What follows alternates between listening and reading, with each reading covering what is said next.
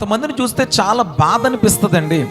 ఒకప్పుడు తినడానికి తిండి లేని స్థితి నుంచి ఈరోజు గొప్ప ఆర్థికపరమైన స్థితి గుండా నువ్వు వచ్చావు. ఓ సీక్రెట్ చెప్పనా?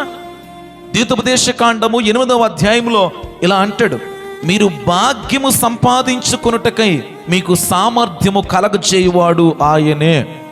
ఈరోజు నువ్వు సంపాదించుకున్నావు, ఆస్తిని కూడగట్టుకున్నావు, ఈరోజు పేరు ప్రఖ్యాతులు సంపాదించుకున్నావు.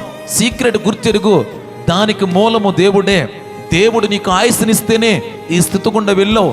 దేవుడు నీ చేతి వృత్తిని, చేతి పనిని దీవిస్తేనే ఇంతటి గొప్ప భాగ్యము నువ్వు పొందుకున్నావు.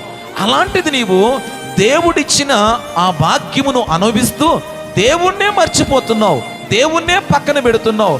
మరి దీన్ని బట్టి ఏదో ఒక రోజున దేవుని వలన దేవుని యొక్క ఉగ్రత గురవుతున్నావు అన్న సంగతిని మర్చిపోతున్నావే. ఒకసారి ఆలోచన చేయి.